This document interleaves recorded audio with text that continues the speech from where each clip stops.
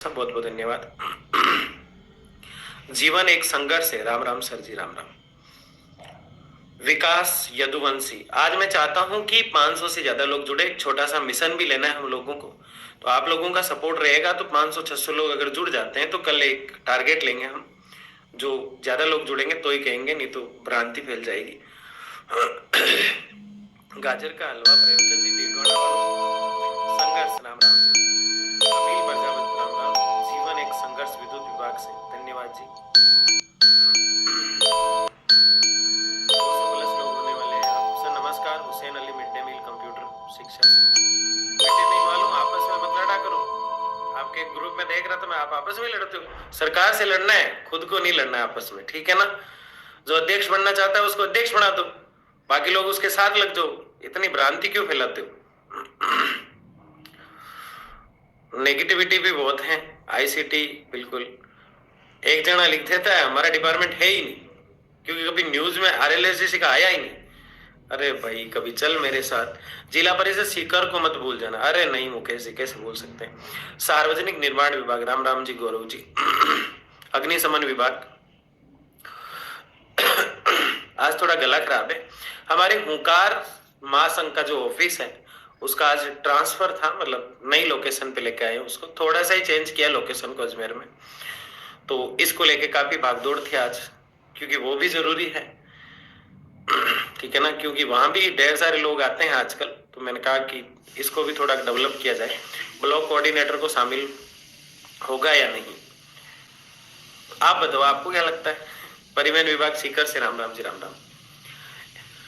भगत सिंह जी, राम राम। अरे केवी जी, भगत सिंह मत बनाओ सर। मैं बांसवाड़ा से हूँ सर, मेरा नाम तो भजन लाल जी। बिल्कुल, गरासिया साहब, बिल्कुल। सिरोही में गरासिया गरासिया। पंचायती राज विभाग, राम राम जी। ठेका कर्मचारी मतलब पूरा राजस्थान ठेका कर्म, बिल्कुल। महेश चौधरी ने बहुत अच्छी बात की, और इसी के साथ 200 लोग जुड़ गया। अब आप सबसे एक स्मॉल रिक्वेस्ट करता हूं।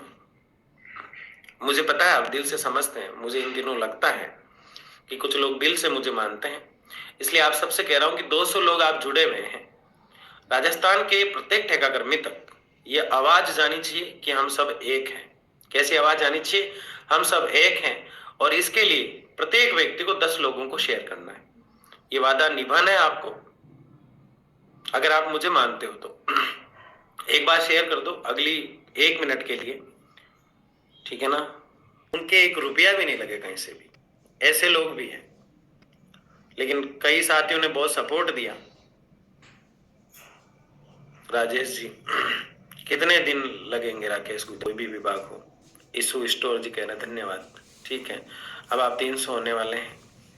चलो हम बातचीत को शुरू करते हैं। आप सबसे भी देवी सिंह जी, सुशी, रमेश जी, MM कुमार जी, देवी सिंह जी, ठीक है ना। आप सबके नाम लूंगा, चिंता मत करो आप, ठीक है ना।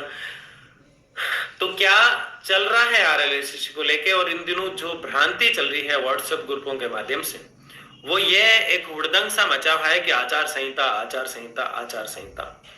आचार संहिता मार्च के लास्ट वीक में लगेगी, ये मैं आपको श्योरिटी देता हूं। उससे पहले नहीं लगेगी, उसके बाद ही लगेगी। पहली बात तो ये। दूसरी बात, आचार संहिता से पहले कैबिनेट की मीटिंग होगी। दूसरी बात ये। तीसरी बात ये कि ढेर सारे ऐसे मुद्दे जिस पर सरकार काम करेगी जनमानस को खुश करने के लिए। और अभी जो इंटरव्यू हुआ था, जो आपको देखकर छोटा लग सकता है क्योंकि आपने यूट्यूब पे देखा, फेसबुक पे भी वो उसी तरह चला, और टीवी चैनल है उनका, उस पे भी वो उसी तरह चला। जिस पे मैंने इंटरव्यू दिया था अभी 2 दिन पहले, उस पे आप देखेंगे कि राजस्थान के तमाम नेताओं के इंटरव्यूज हो रखे हैं।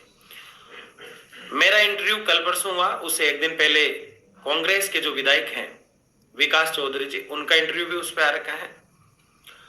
हमारे मुद्दे को बड़ी गहनता और रिसर्च के साथ मैंने उस चैनल के माध्यम से रखा है, और बहुत जल्द एक और चैनल वाले जो हैं इस बात के लिए तैयार हुए हैं। वो काफी बड़ा और नामी चैनल है। सरकार के कानों तक बात पहुंचाना हमारा टारगेट है। चैनल के माध्यम से हमने उठा दी इस बात को। अब इस बात को कैसे उठाना है, ये मैं इसलिए आपसे कह रहा था कि वो जब लोग 500 प्लस 600 प्लस होंगे तभी संभव है। और वो आपको मैं बता दूं कि एक ट्विटर कैंपेन हम वापस चला रहे हैं कल, और मैं 300 लोगों पर बताना नहीं चाह रहा था, तो मुझे उम्मीद है आप लोग शेयर करेंगे, क्योंकि कल हम एक ट्विटर कैंपेन चलाने का सोच रहे हैं और उसको सफल करने के लिए कल जो है किस तरह से उसमें हमें सफल होना है, इसके लिए कदम से कदम मिलाकर हम प्रयास करेंगे कल, और जितना भी पॉसिबल हो हम जान झोंक देंगे उसके पीछे। मेरी बात का मान रखा। सर जी आप खाना खा लो, अभी खा लेंगे क्या यार चौधरी जी, ताराचंद मीणा। एक दिन लाइव नहीं आऊं, 2 दिन नहीं आऊं, जब तक तो बहुत डिप्रेशन में आ जाते हैं। आज तो कमेंट आने लगे लाइव लाइव लाइव। देखो सरकार में जो बैठे हुए हैं वो भी इंसान है, वो भी दुख तकलीफों को समझते हैं, और इतने लोग राजस्थान में पीड़ित हैं। वो इसलिए पीड़ित है स्थायी कर्मचारी या ठेका कर्मी क्योंकि उनके लिए आवाज कभी उठी ही नहीं। क्यों नहीं उठी आवाज? क्योंकि उन्होंने कभी उठाई ही नहीं। ऐसा क्यों? उन्होंने क्यों नहीं उठाई? उन्होंने इसलिए नहीं उठाई कि उन्हें डराया गया तुझे नौकरी से निकाल देंगे। मुझे भी डराया गया कि रहने दे, तू क्यों कर रहा है, तेरे को क्या चाहिए, चुपचाप बैठ जा। मैंने कहा मेरे को कुछ नहीं चाहिए, सबसे बड़ी तकलीफ तो यही है